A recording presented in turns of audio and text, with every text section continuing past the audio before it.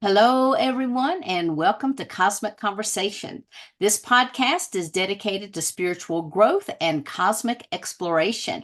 I'm your host, Sheila Seppi, and you're watching us on the Conscious Awakening Network. Now, our guest for tonight is Michelee Elyse. Michelee is a passionate educator, an author, a speaker who advocates for the arts and helps others to overcome anxiety and depression. She has survived a near death experience and shares her story of resilience and healing in her books and in her talks. She is a free spirit and a very positive person who loves to connect with people, nature, and art.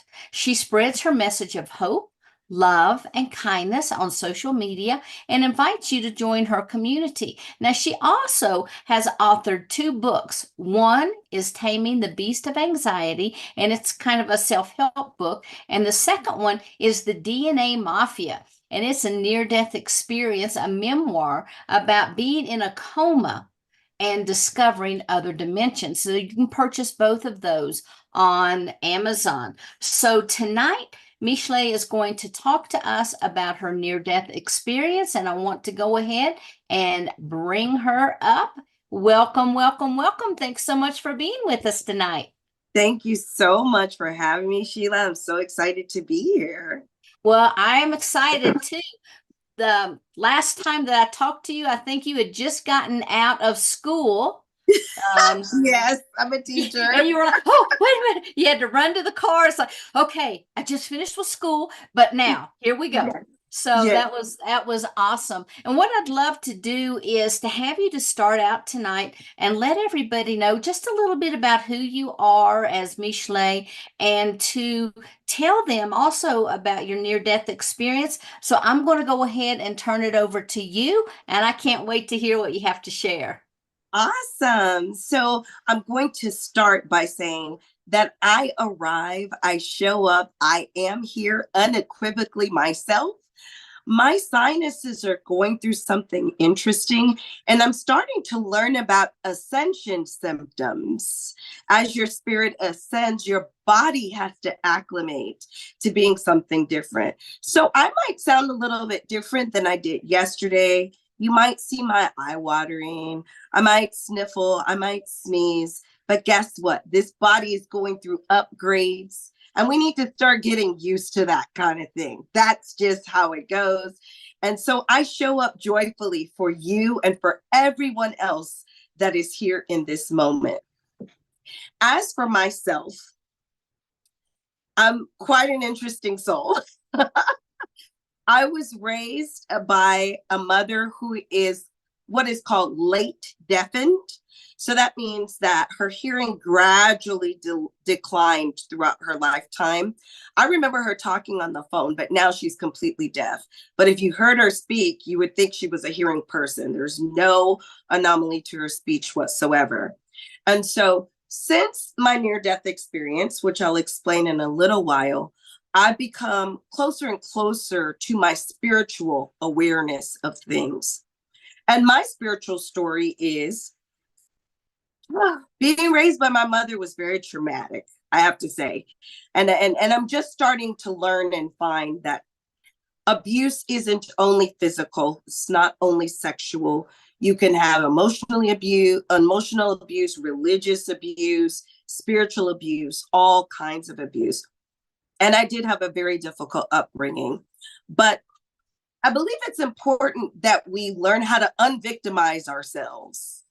And so you might consider it a story, but my belief is that I chose to incarnate to my mother in spite of every one of her flaws because she helped turn me into a darn good writer. Let me tell you how. So in order to communicate with her, I would need to write to her. I would need to write. And sometimes I'd write 2, 5, sometimes 10-page letters. And my mother was a teacher. She would return my letter to me, red penned, with all the corrections that needed to be made. And my little feelings would be hurt so bad. But my belief is that I chose to come to her in spite of her flaws so that I could learn this skill of writing, which actually helped me pull all of those memories out of a near-death experience to write an entire, look at the thickness of this book. That's a pretty thick book. I came out with all of this information after my near-death experience. Awesome. So you're going to tell us what's in the book? You want to know what's in the book? I want to know what's in the book. Well, it is 330 pages of memories. So let me start as close to the beginning as I can. In the book, one of the things I say is that time is an illusion.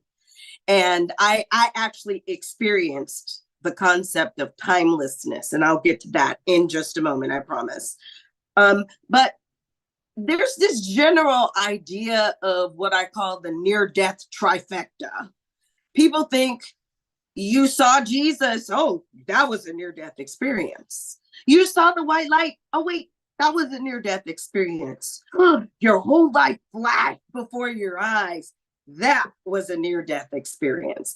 I did not experience any of those things, but I should think that pulling back enough information to write 330 pages is worth something.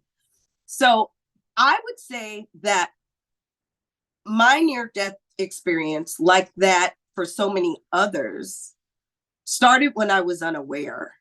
I was under a great deal of stress. There's a book called The Body Keeps the Score, and it does. We just feel like we just need to adult. We need to go through life. We need to do these things. Just suck it up. Just do it. And so I was just sucking it up, and I was just doing it. I was in a marriage that was not working for me anymore. I was commuting. At that time, I think it was about 4 hours round trip a day. I had 2 small children that I was raising, and it was too much, but there's no exit point. I didn't have an exit point to say, okay, it's time to get off. So actually, I had gone to the hospital the day before for what doctors sometimes call, and what I say, just general malaise, which basically means they don't know what the heck is wrong with you, but something's wrong. This does not, in this body, it doesn't feel right. And they sent me with some cough syrup and sent me home. I was pretty shocked and amazed, but they're the doctors, right? And so this is where I get the opportunity to say it's important to advocate for self. Advocating for self is extremely important, because if I had said, look, this congestion, I need an x-ray right now. And I've done that several times since. Whenever I go, if I feel I need one, I almost demand it. If they had x-rayed my lungs, they would have seen they were absolutely full to capacity. The fact that I'm talking to you is simply amazing. So they sent me home. And then about 12 o'clock in the morning the next day, we're heading off to the emergency room, and I literally collapsed onto the receptionist desk saying, I can't breathe. I can't breathe. And so they took me to the back. They were trying to put a nebulizer on me. I was actually feeling very claustrophobic. There was so little oxygen to my brain at the time that I was digging my nails into the hands of my then husband and the nurse, because I thought they were trying to attack me. And then I passed out. So what the diagnoses ended up being were, and I think it's called leukocytis, which was an anomaly in my white blood count. I am not ashamed to say that women have periods, and I was on my period at the time. And I had very, very heavy periods. And so I lost a lot of blood. In order to accommodate this problem, I had previously developed a problem called pica, where it's a little embarrassing to say, but I was actually eating chalk. And it had become a comfort for me, just the crunch of it. And I write about that in the book. In the book, I call it the crunch, crunch, crunchy crunch. It was the sound of it. And honestly, it was probably a little bit of feeling that I was doing something wrong, because I don't drink, I don't do drugs. But, we all have our vices somewhere. I believe most of us have our vices somewhere. And that ended up being mine. So there was that. And then I had an asthma attack, and I had what was called community-based pneumonia. I still can't conceive of that. I thought pneumonia was something that a person got unto themselves. But being a teacher, there's no telling how that played in. So you got to remember, all of this happened pre-COVID. They literally sent the CDC out to find out what in the world was going on with this person, because they weren't used to this combination of symptoms. So thus began my journey.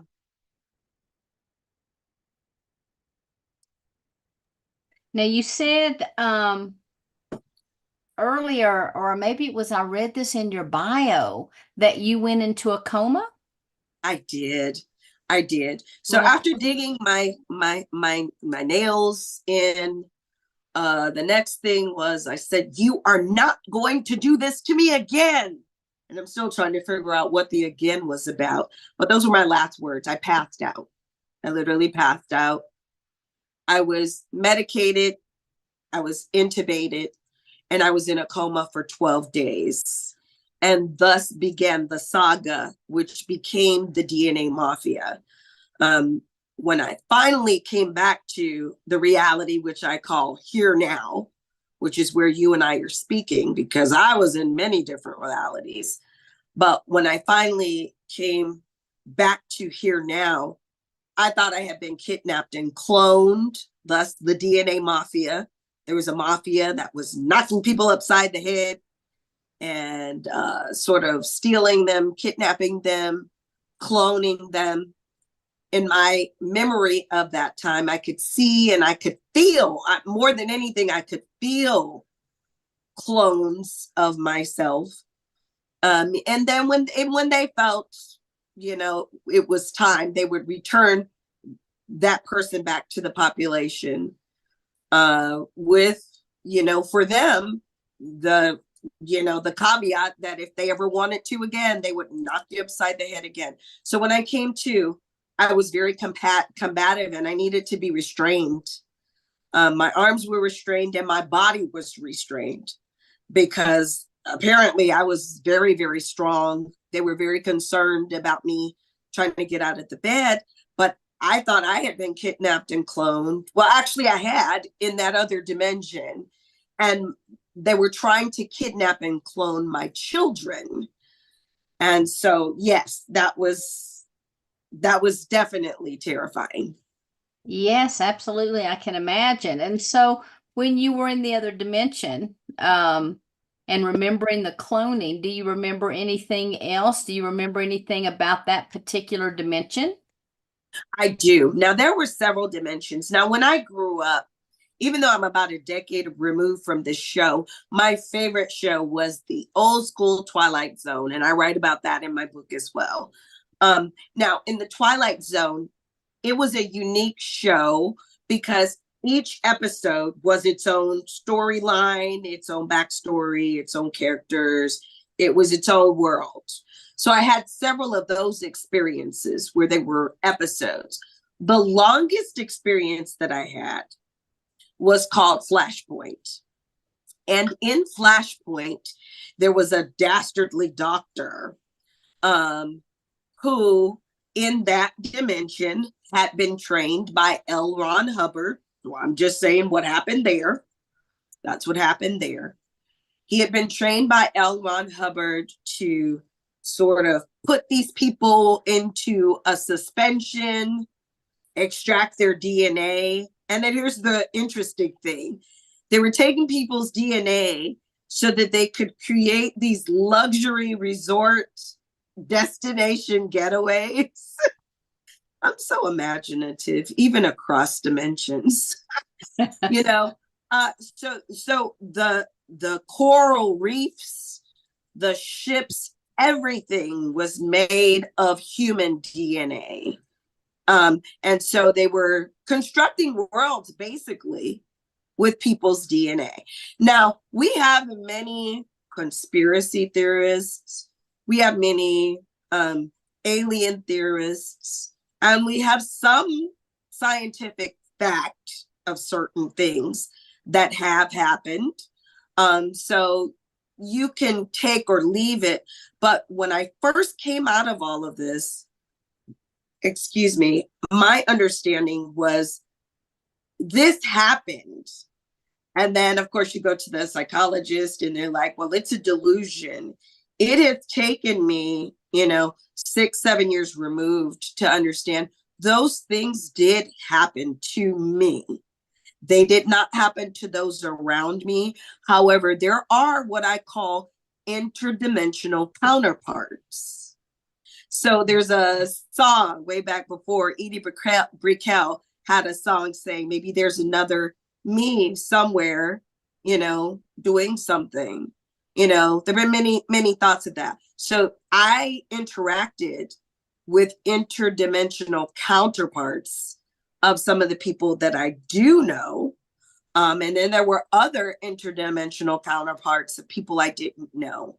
So getting back to this doctor, he had been trained under L. Ron Hubbard, and he's a Black doctor. And so there was this understanding of, how can you do this to our people? Like, you're brilliant. Why are you kidnapping and cloning me? Why are you kidnapping and cloning anybody in the first place? But can't you use your brilliance for good? Like, why are you doing this? And so there was this part that I remember so vividly. And at this point, I just want to pause and say, we need to understand that people who have come out of a comatose experience, a near-death experience, can be traumatized, and it can be post-traumatic stress. That is the thing. And I was definitely post-traumatically stressed out.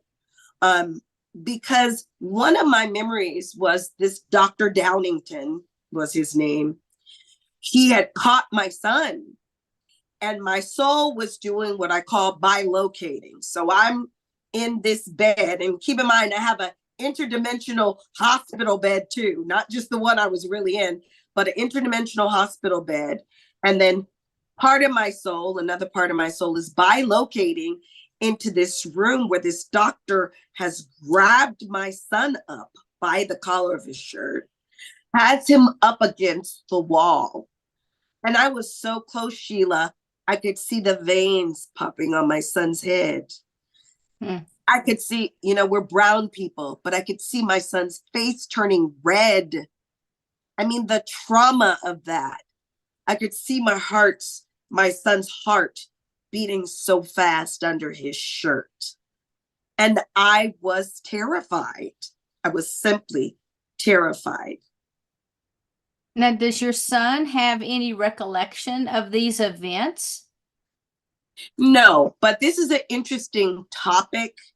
And I'm going to take slight diversion here. When people say they have recurring dreams, or when they say they have extremely vivid dreams, I believe that is them tending to their other lives, because we are multidimensional beings. I'm awake here and I'm talking to you here, but I'm asleep elsewhere. And so, no, he doesn't have any recollection of anything that I said, but my son did used to have horrible night terrors. And because there really is no concept of time, from my belief, what he experienced as night terrors at 2 years old could have been that exact experience. Does that make sense? Absolutely. Yes. Yeah. Okay. So did this particular dimension have a name, or did it have a designation? I gave it a name called Flashpoint. So that particular designation is Flashpoint. And this brings us to an interesting topic of what I call interdimensional grids and interdimensional coordinates. I don't know if others speak of this, but it's what I've had to come up with because nobody that I've come across has addressed this. Now, when in my book, what I mention is when I come across an interdimensional coordinate, my body will react to it. I will gasp, not intentionally, but I'll hear myself, and then there'll be a feeling in my body. In my book, I'll be flipping through the pages while I talk. In my book, I put some pictures of interdimensional coordinates. A series of interdimensional coordinates makes up an interdimensional grid. Now, my belief is that my soul was trying desperately to get back to my body. And the biggest interdimensional grid that I kept going to was in the city that I work. And so when I ended up going back to work, there'd be certain areas where I'd be like, wait a minute, I've been there before, but I've never been there. I remember this place, like I know this place, but I've never been to this place before. So that's the understanding of the coordinates and the grids. Okay. And what about parallel universes? I love the concept of parallel universes. And some of the movies now, like the Spider-Verse movies, they are actually dealing with the multiverse. And when you talk about parallel universes, parallel would mean there are only two. I experienced at least 11, if not more. And some of those universes I experienced, quote unquote, at the same time. There really is no time. Right. The only time is now. We experience different gradients, shades, and opportunities of now, but there is only one time, and that is now. 1798, whenever that was, that's still now. Right. I am total agreement with that. I always tell people if you hold up a pen and you incarnate, you can carnate into what we consider now, but you can also incarnate into various other locations, other dimensions, other parallel universes or parallel realities, at different density, but they all are happening all at one time. I love that you said density. That's an important word. And the density is your experience of it. And so that was what was difficult for me. The density of everything was intense. And when I came back, that was the first thing I wanted to do. So on page 105, this is just one of the interdimensional grids. Yeah, you can't really do it. Yeah, you can't do it. You can't do it. Yep, you can. There you go. Right there. Okay, you can just see it a little bit. That's one of the interdimensional grids that I ended up spotting at a hotel that I had gone to. When I went to the hotel, one of my experiences in Flashpoint was they were trying to kidnap people, clone them, also, slough off their DNA. All of this was being done to create these destination resorts. The people that would sell them would then get what was called a smart house. And so this is like this happened in 2017. And now I'm starting to hear so many different things about smart homes and smart houses. But the picture you just saw was this smart home that they were trying to tempt my then husband with in order to continue getting more sales for these destination resorts that were made out of the unfortunate, circumstances of all these people that had been kidnapped and cloned. So when you say density, I feel that's a word that kind of sort of strikes a chord with me. Mm-hmm.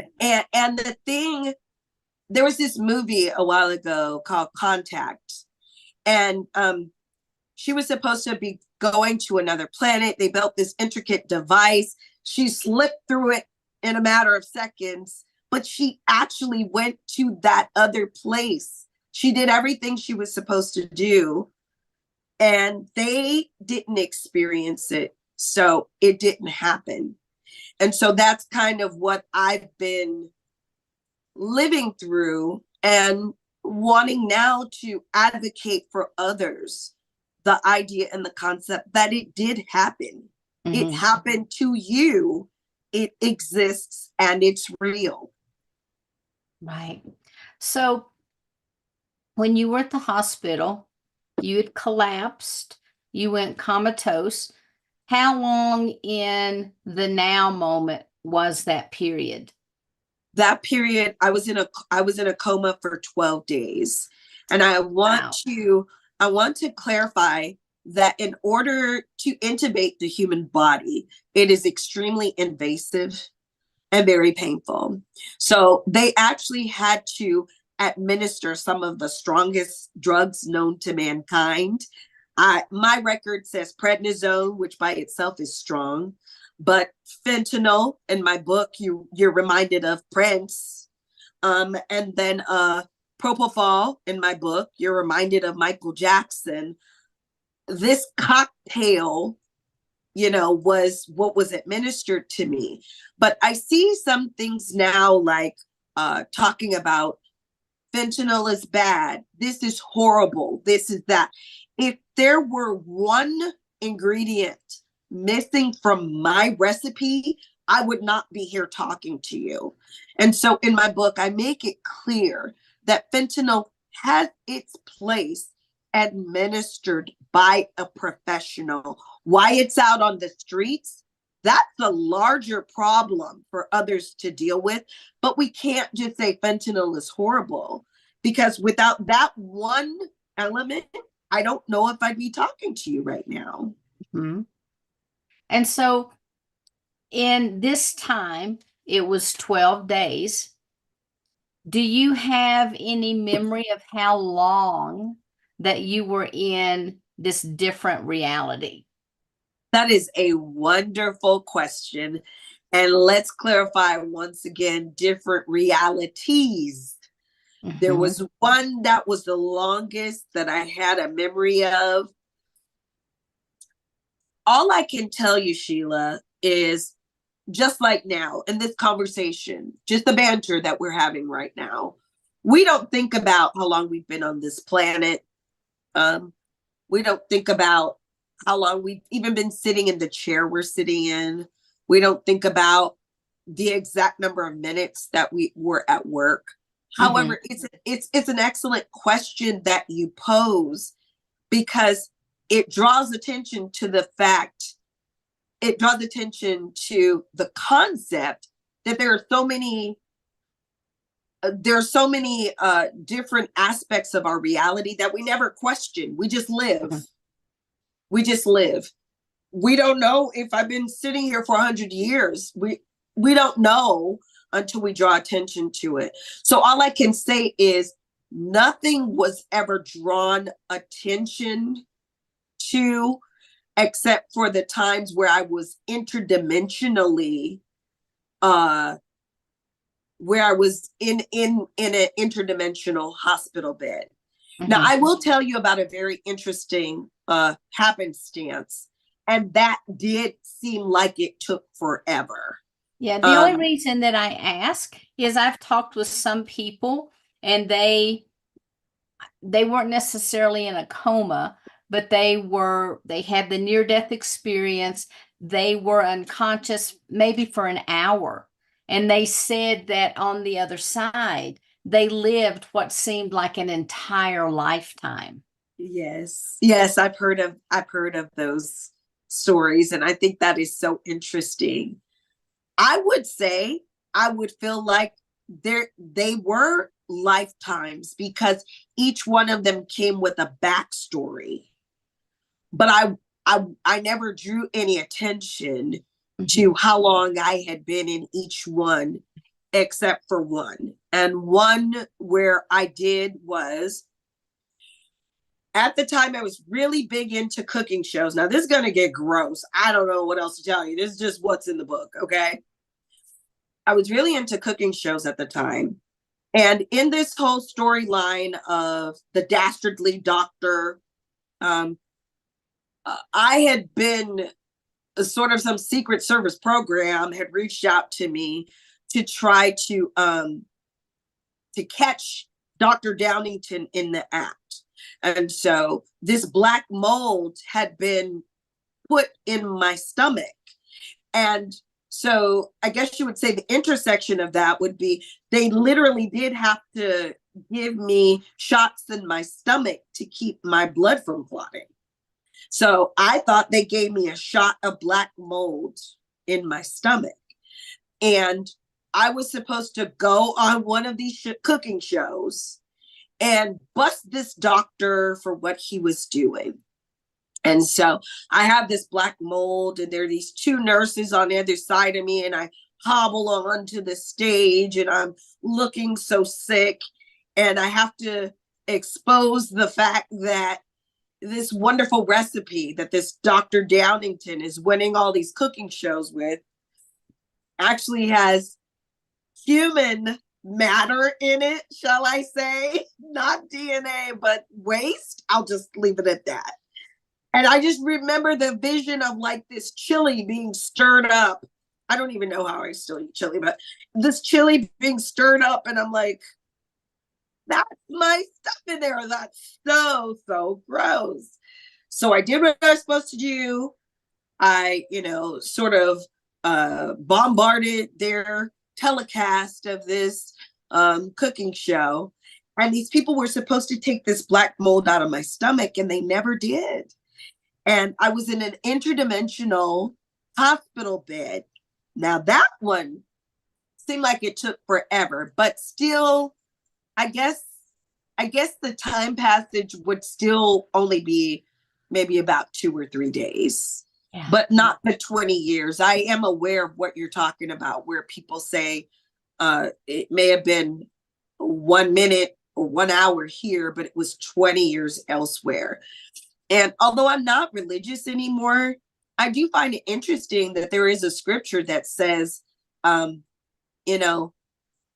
God, 1,000 years is like a day, and a day is like 1,000 years. So I just find that interesting. Right. When you're speaking of, excuse me, when you're speaking of the black mold in the stomach, I've also spoken with people who have described situations where they felt that they were in a different dimension, parallel universe, parallel reality, whatever they were experiencing, where when they came back, that their field they felt like there was something in the field, and working with psychics, they found that there was a black ring that was all the way around the auric field. And they call that black goo, because that's astral waste, if you will. Not it's very difficult for me to explain because I don't know exactly what it consists of. Would that be karmic? Would you consider that karmic waste? No, actually, this has more to do with picking up negative energies while you're traveling, and they being attached to your auric field when you return from your night journeys, if you would. Right. And so I don't know anyone who has ever been able to, describe exactly what that is, but many people talk about the black goo that they return with after being having an astral experience at nighttime. That is very interesting. I can say that since my near-death experience, I can't say necessarily that I came back with gifts and skills, but I can say that my gifts and skills have been opened up more, and that I have been more accepting of them. I am a channeler. I channel crossed over spirits, including animals and celebrities. If we don't know, they were people too. Yeah, they're humans first. So there's that. And then when I say ascension symptoms, like I was talking about earlier, the body kind of has to catch up to what's happening to some people, I guess, call it the crystalline body. I don't know a lot about that. Or the energetic body. The energetic body is sort of expanding, and the human body takes a while to catch up. So yes, you can end up with nasal issues. You might end up with a rash. Your eye might be twitching uncontrollably. There could be, you know, any number of things. But the one that I have to tell you that's getting really fun is my gift of telepathy. Oh my goodness, that's a kick in the pants. So sometimes I'll be standing there and I'll be teaching something, and one of the students will be like, "Were you in my head? I was just thinking those exact words." And I'm like, "Whoa, I'm progressing." But that is how it happens. Sometimes it feels like everything is falling apart in your life. Some might know about the dark night of the soul. It might seem like you can't get it quite together, and you're always upset and you're always emotional.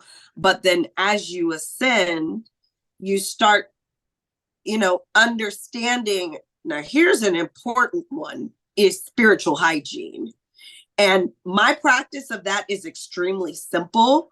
I have some more complicated things that I personally do, but we all must learn to trust ourselves. But you can cleanse your spirit and your auric field, and simply by saying, "I peacefully return your energy to you, and I peacefully reclaim my energy unto me, and so it is." Simple as that. That's a way to start with that. But I'm starting to find that a lot of people who lived lives of codependency are also empaths. And that also leads to another point. A lot of people that are on the spectrum have spiritual gifts that aren't even ever talked about. Have you ever noticed anything like that? You're referring to the spiritual gifts?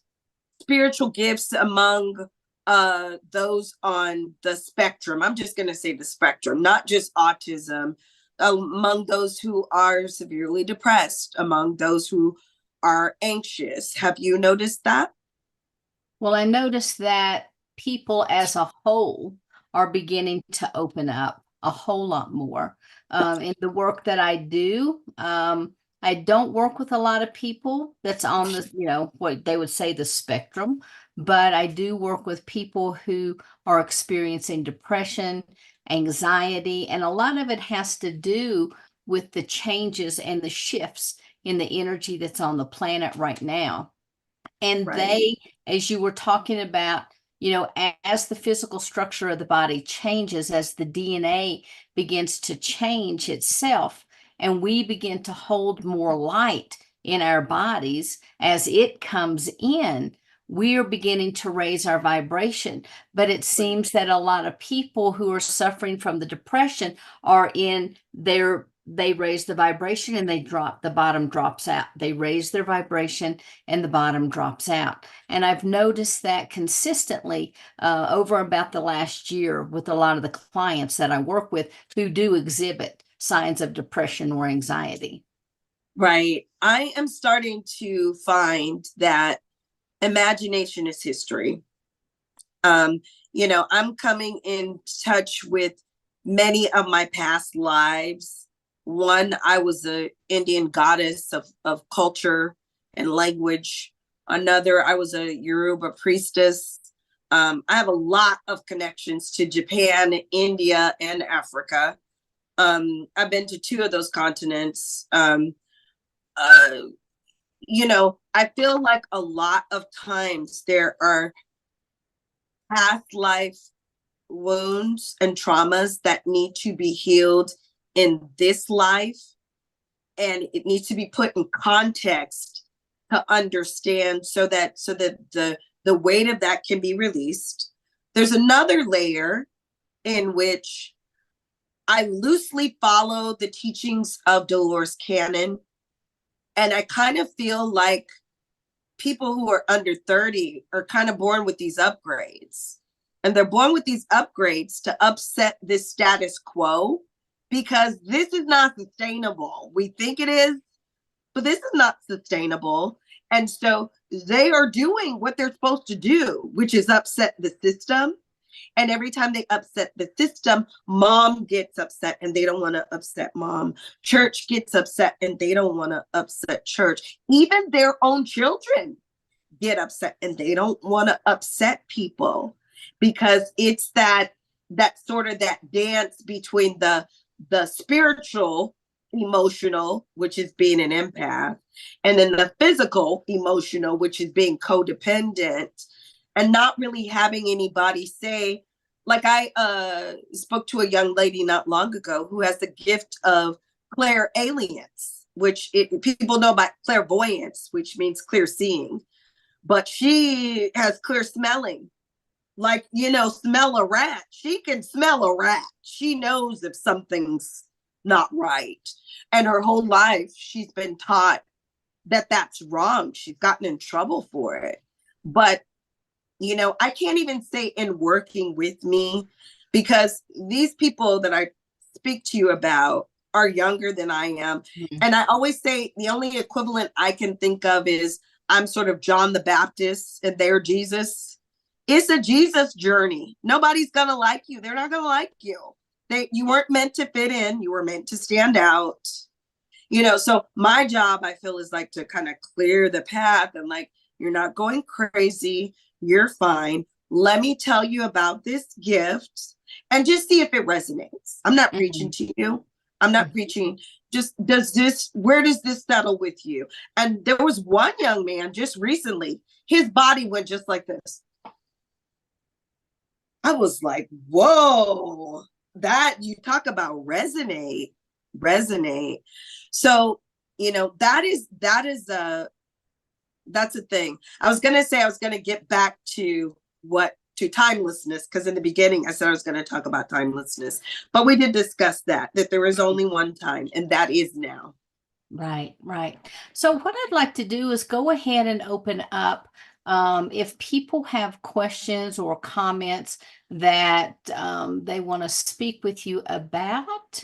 So let me go ahead. All right. So if anyone wants to ask a question of Michelee, go ahead and raise your hand so I can see you and bring you up. I'm just looking at all the beautiful people here. This is so cool. Thank you so much to everybody for being here. Okay. No questions? No questions. Are you? There we go. I want to talk. Okay, yeah. Susie. I just don't have a raised hand. It doesn't work. Tell me how you say your first name again. I've asked twice.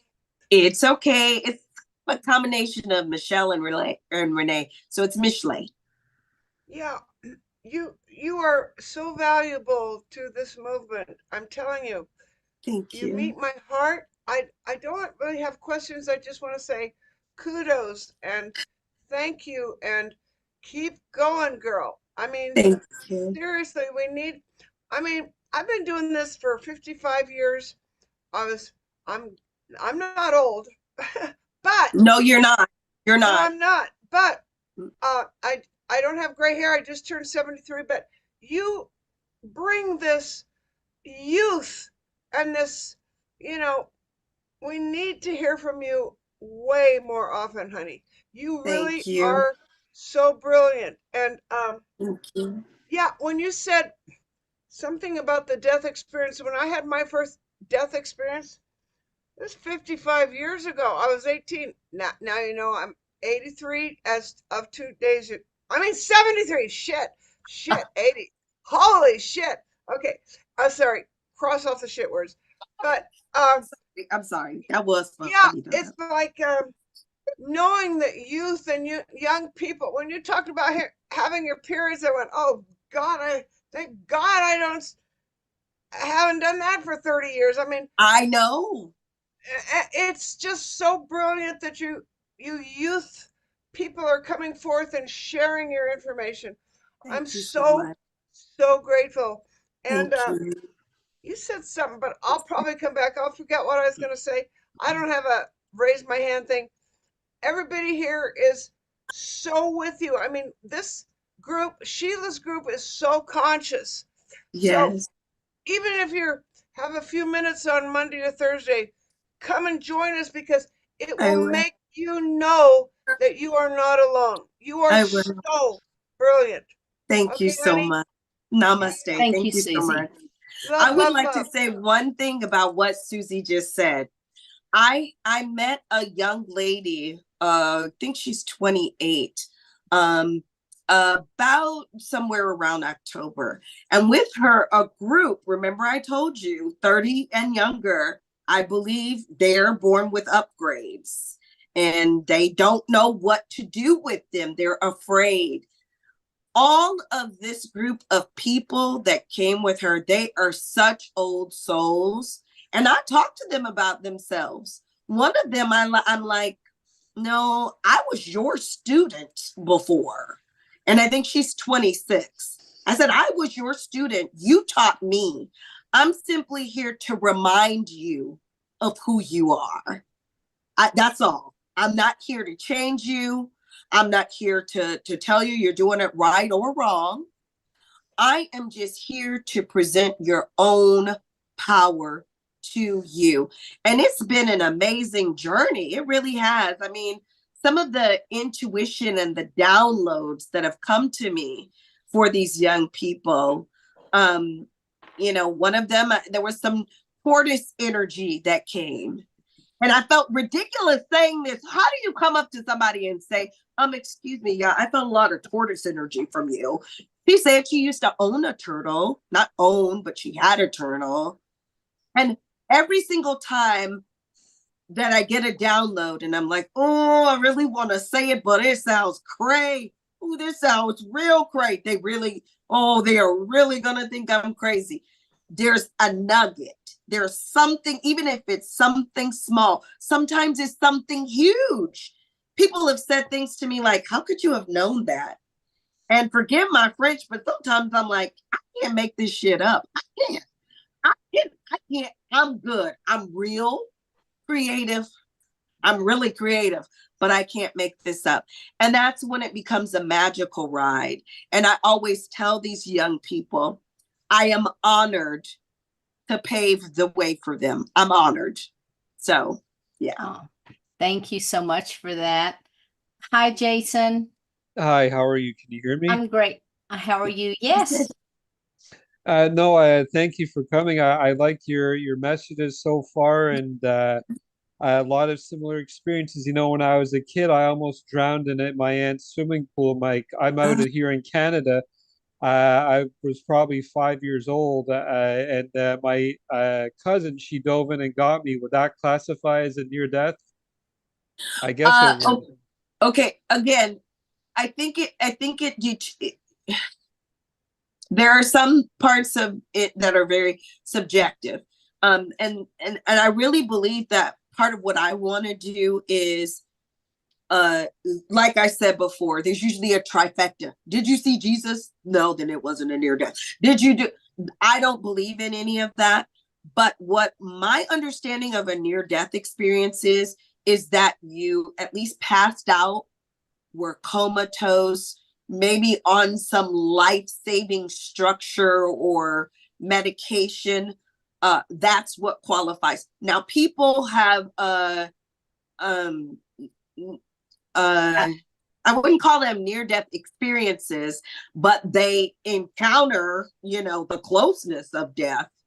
But to be a near-death experience, I would think you would have to me, it seems like you would lose consciousness. What do you think? It's possible because all I can say, most of my life, I've been an experiencer, not just with ETs, but angelic and higher dimensionals. Uh, I had a friend from Montreal. I wish she would come in. It's nice to see my son is mixed race. I'll show Oh, you a picture of him in a second. So oh, it's refreshing to see my son, my friend in Montreal. She's Jamaican. She said a lot of Black people don't like to come out with this because there's a lot of religious pressure. there So to is. see you, it's a pleasure, and I'm sure you're familiar with Ralph Smart on YouTube and Billy Carson. You know Yes, them? both. I know both. So, I Both. mean, just to show you, Billy look at, Carson is really something. Okay, what is that? I photographed this in my neighborhood in November. Look what that looks like. That looks like you see, looks like the tail end, and there's a cockpit here. Yeah, yeah, Mhm. yeah, Like, yeah. look at Yeah, I that. see that. I see that. And just That had one reminds me of other, the movie Nope. Did you see Nope? I heard about it. I Yeah, haven't yeah. seen it yet. Uh-huh. And then there was one other one. It's That interesting you say Billy Carson because I only recently started listening to him maybe 2 months ago, and most of the time I'm just like, wow, I never well, thought of it that way. you should contact Jimmy Church because that's how I found out about Billy Carson. They're good friends apparently. He has that Contact fade to who? Jimmy Church. He has that Fade to Black podcast. It runs 4 nights a week, and Okay. he's at all the conferences. But here's another picture. This is from 2019. Look at Wow. this here. So this is the sun reflecting off of whatever this is. I Like you believe can that's a fire rainbow. Have you ever seen a fire rainbow? no, but this Okay, right a here, fire rainbow is the beginning of a rainbow in the sky, but I think there's not enough material, but it's very interesting. I can be standing in a place and I'll be like, look, there's a fire rainbow and nobody sees it but me. I always thought there's sun reflecting off of some sort of metallic surface. So here's a close up. Like, look Oh, at this right here. You see that outline there? Those are I do. very distinct, like 90-degree angles. Right. So I Right. have hundreds of these photos, and I've been experiencing things since I was a kid, and they've been only intensifying over the last 10 years. And my ex-wife, she used to be an empath. She would channel Archangel Michael, my dead mother. And ever since she had a miscarriage in 2015, she's completely changed. She bought the whole COVID agenda. She's taken Right. 6 doses, unfortunately, and we've kind of go head to toe with things. And my son, he's more like me. Like he's already drawing ET ships that he says just come to him, in his mind. Okay, you said several things. For one thing, you might have a gift with clouds. You might have I a gift with clouds. Right, I right, see things hidden in the clouds. right. You need to study that. I am what is called geosentient. So sometimes certain things that happen in the earth, I can feel oh my goodness. That's Oh Harrison. my goodness. He reminds me of the spirit of Archangel Michael. Archangel Michael is always with me. Archangel Michael protects me when I'm channeling. You talk about breaking away from the religiosity. That was extremely hard for me, my friend. Okay, wait a minute. That It's a looks Celtic knot Celtic, Right. right? and the pentagram. I have other pendants, the Ankhs, the Eye of How do you feel Horus. about runes? Do you know much about runes? Runes No, have been coming to me recently, so I need to find out. That might be a whole nother historical thing of mine. Right. and So and I've been are you Irish? I from what I understand, I'm part Irish. I did a DNA test, which I heard is a scam, but that's another whole story. Right. I'm part British Isles, Eastern European, so that's a lot of Viking blood. And my son, his mother, she was born in London, Ontario, Canada, but her family was born in Antigua. Wow. So he has a Please, huge, please keep in touch with me, Jason. sure. I would love to learn more. So yeah, you might have a gift with the clouds, but breaking from the religiosity was very hard for me. I used to be extremely religious and very judgmental. Looking me then would be very judgmental of me now. And I think that was the only, thank you so much. I got that. Look, I got it. I took a picture of And that. I can contact you on your website, and you can Please do. contact me there. I need to work on my website. I think I'm just gonna do a Wix or something. I have it. I just don't have it up. But get me on Facebook, and I have a free Facebook. Facebook group too. But anyway, yeah, there's so many layers to all of that, especially Archangel Michael. When I channel, I was very religious, and my aunt for a long time was like, well, how do you know you're not gonna bring some horrible spirits? And then I realized, Some like, bad juju. I have constant ringing in my left So do ear. I. My right knee, it's my right Yeah. ear, but sometimes I get in my both and I get Yeah, and goosebumps when I everywhere. get it here, it kind of opens up. That is an ascension symptom. This one is Archangel Michael with me 24/7. I never have to doubt the work that I do because I step with spirit and I step with Archangel Michael. This is not from me. I'm not a trick pony. I can't perform on demand. But you said something else interesting. I always say I'm good with grandmas. I always say I'm good with grandmas because I can channel somebody's grandmama in a minute. I don't know what it is for grandmas, but I'll be like, your grandma is over here. And so I am clairsentient. I don't see, so I'm not clairvoyant. I'm not clairalient. I don't hear them. I just know what I know. And grandmas just seem to love me. So that's in relation to what you were saying about your ex-wife. And we all have a journey. You know what I'm saying? I will never discount religion because one of the things my great grandmother taught me since she crossed over is it was an amazing system to help raise her kid. She needed that structure for her children. All I can say is, unless I start my own church, I'll probably never be at another one. Like in my area, you know what church we have? Harriet Tubman's church. I'm near St. Catharines, Ontario, so that church is in my city. I never heard of that. I've channeled her before.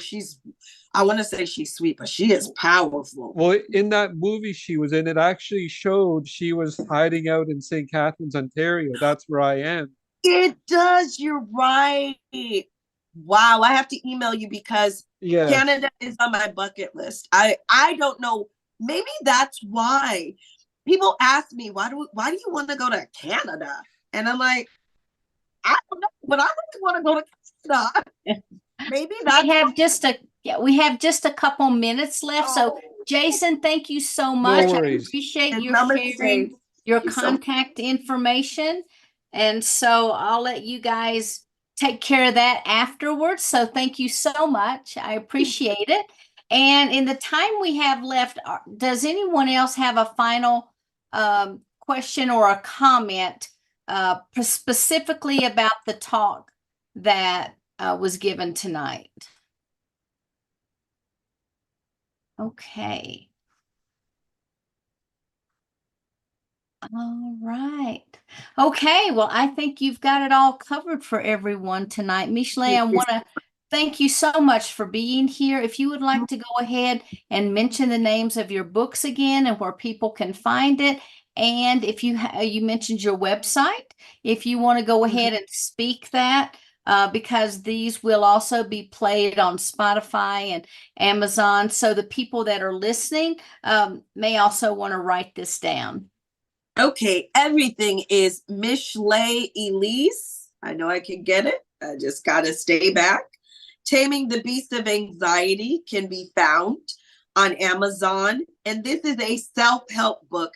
The interesting thing is I was dealing with so much post-traumatic stress from trying to write the DNA Mafia that I published that book first. You can also find the DNA Mafia on Amazon. You won't find another title like that, trust me. Everything is Michelee Elyse, spelled Michelee Elyse. That's my handle on Instagram. You could probably have the most luck reaching me on Facebook, but there's also micheleelyse.com. And I do have a business phone number. Am I allowed to say that one? If you would like. I would love that. You know, text is best, I always say. So the business phone number is 951 305-0096. And you know what? I would just love to hear from you. Also, Michelee Elyse at gmail.com. Thank you so much. Thank you. And thank you so much for being here. Now, Susie has a song to kind of send us out for the evening. So, Susie, just take it away. I got about Now, 8 songs. I got about 8 songs. This was so beautiful, but I got to pick one, and this is what I picked. Tale as old as time, true as it can be. Barely even friends, then somebody bends unexpectedly. Just a little change, small to save the least. Both, all of us a little scared, none of us prepared. Beauty and the Beast, ever just the same, ever a surprise, ever as before, ever as before, as the sun will rise. Tale as old as time, as old as snow, bittersweet and strange, like we can change, learning we were wrong. Certain as the sun, rising to the east, tales old as time, song as old as rhyme, beauty and the beast. I go like Beauty and the Beast. Thank you so much, Susie. I appreciate it. I'm glad you're feeling better. Thank you for being here with us. Thank you. Michelee, Thank thank you. you so much for being here, everyone. Thank you. And until we are back together again, namaste. Much love, everyone, and have a beautiful, beautiful evening. Thank you so much for being here. Good night, everyone.